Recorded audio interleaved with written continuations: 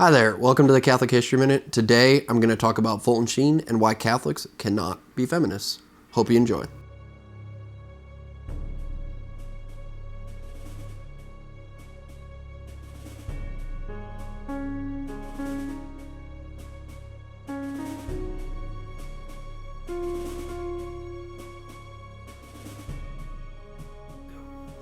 Okay, so as most of you know, Fulton Sheen's body has just been released by the state of New York, or St. Patrick's Cathedral, and is on its way back to Peoria. It actually, I think, arrived in Peoria in the last 12 hours.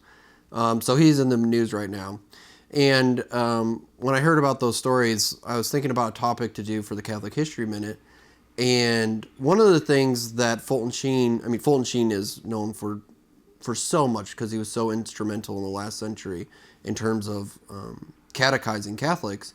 But one of the things that a lot of people don't know about is his stance on feminism. And so with the election cycle coming up and a lot of people talking about feminism, I thought it'd be a good idea to do a video on Fulton Sheen's stance and the Catholic stance on feminism. So at the beginning of this, I said a controversial statement. I said Catholics cannot be feminist. And when I go through the quotes from Fulton Sheen that I'm going to read to you, it'll be fairly clear Catholics can't be feminist. Yet you'll still hear a lot of Catholics today say, well, I'm a Catholic feminist. In fact, I think there's a podcast out there that's actually entitled that. Or you'll hear things like, well, second and third wave feminism were bad, but first wave feminism was good. Or you'll hear things like, we need to reclaim the term feminism. And the reality is all of those things are actually false. You can't be a Catholic feminist. We can't reclaim the term. And the first wave of feminism was just as bad as the second and third wave feminism. Maybe not as bad, but just about as bad. I know that's kind of a lightning rod situation, so and there's probably going to be a lot of negative blowback to this video, and that's fine. But I just thought people ought to know what Fulton Sheen actually thought about this, seeing as he's such an important figure in the American church today, and really maybe have a different view on the whole issue of feminism altogether. Okay, so let's get started. Okay, so one of the things I just said was this idea that first wave feminism is actually as bad as second and third wave feminism.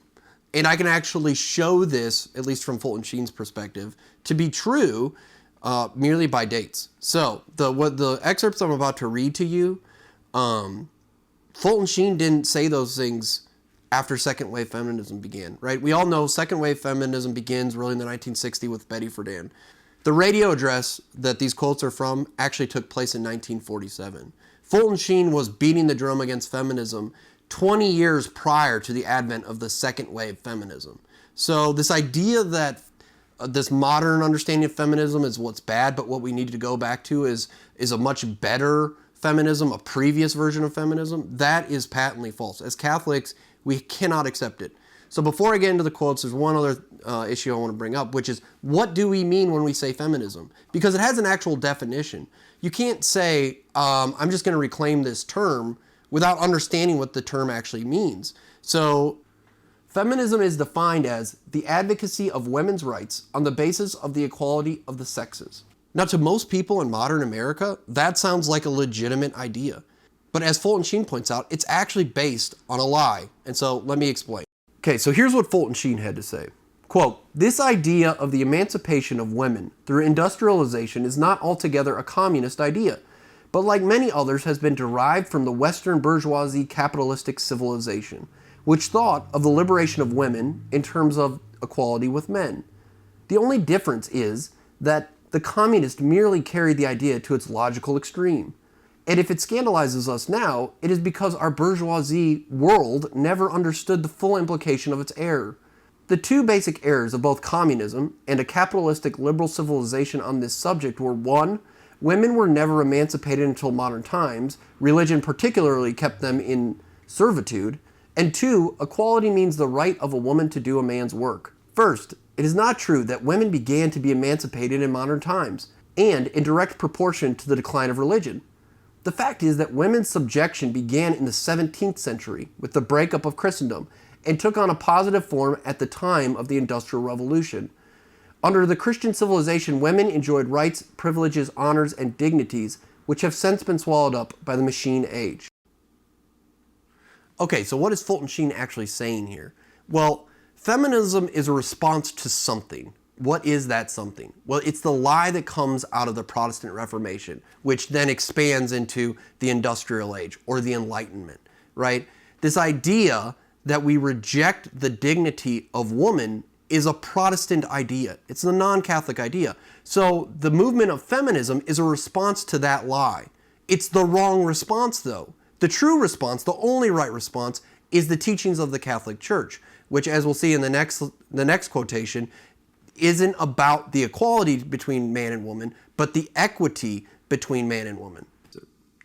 Quote, "This brings us to another error in the bourgeoisie capitalistic communistic theory of women, namely, the failure to make distinction between mathematical and proportional equality. Mathematical equality implies exactness of remuneration. For example, two men who work at the same job at the same factory should receive equal pay. Proportional equality means that each should receive his pay according to his function. In a family, for example, all children should be cared for by the parents. But it does not mean that because 16-year-old Mary gets an evening gown with trim, the parents should give 17-year-old Johnny the same thing. Women, in seeking to regain some of the rights and privileges they had in Christian civilization, thought of equality in the mathematical terms, or in terms of sex. Feeling themselves overcome by a monster called man, they identified freedom and equality with the right to do a man's job. All the psychological, social, and other advantages that were peculiar to women were ignored until the inanities of the bourgeoisie world reached their climax in communism, where a woman was emancipated the moment she went to work in a mine. The result had been that woman's imitation of man and her flight from motherhood have developed neuroses and psychoses that have reached alarming proportions. The Christian civilization never stressed equality in a mathematical sense, but only in a proportional sense, for equality is wrong when it makes the woman a poor imitation of man. Once she became man's mathematical equal, he no longer stood when she came into a room, no longer gave her a seat in a bus, and no longer took off his hat in an elevator. Catholics must try to order our civilization and society to focus on the differences of function between man and woman. Because the only way we will ever be happy is if woman reaches her fullest potential in the same way that man reaches his fullest potential. And the church has always taught and always will teach that those potentials are perfectly fulfilled when we become a father or a mother. I hope that this will be abundantly clear in the rest of what Fulton Sheen has to say. So Fulton Sheen goes on to say, quote, "Modern woman has been made equal with man, but she has not been made happy. She has been emancipated as a pendulum from a clock, and thereby no longer free to swing, or as a flower has been emancipated from its roots, only to wither and die. She has been cheapened in her search for mathematical equality in two ways. One, by becoming a victim to man by becoming an instrument of his pleasures, ministering to his needs in a sterile exchange of egotism. And two, by becoming a victim to the machine by supporting the creative principle of life to the production of non-living things, which is the essence of communism. This is not a condemnation of a professional woman, because the important question is not whether a woman finds favor in the eyes of a man, but whether she can satisfy the basic instincts of womanhood. If it were the man that made a difference to a woman, and all that wifehood and motherhood entail, then the least womanly of all women would be found in convents. The fact is, however, that nowhere else are more normal and certainly more happy women to be found on this earth. One might add also that nowhere else are there so many young women, for a peculiar quality about the spiritual life is that it keeps a woman young. Cosmetics, mud baths, sneezeless soaps are lacking, but they manage to keep young and unwrinkled because they are at peace." Okay, this last part of the Fulton Sheen address, I think, is the most important part, because it understands what the Catholic movement against feminism ought to be, right? It should be a movement against an ideology that actually enslaves women. It doesn't free them. It doesn't mean that we don't talk about issues like wage gap and things like that. But what it means is a Catholic's focus should always be on what God has called us each individually to be through our vocations, right? And the sexes matter. No matter what the world says, the gift of sex that God has given each individual one of us is an important intrinsic part of our nature and tells us certain things about ourselves, i.e. what will potentially fulfill us. And that's what Fulton Sheen is trying to say. We can't be feminist because feminism is the wrong response to an actual problem, i.e. chauvinism, that came out of the Protestant Reformation. We must be Catholic and stand for the complete and total recognition of the differences of function in true equity of the individual based on sex. Okay, so I know this video is probably pretty controversial, which is fine. If people hate it, that's okay.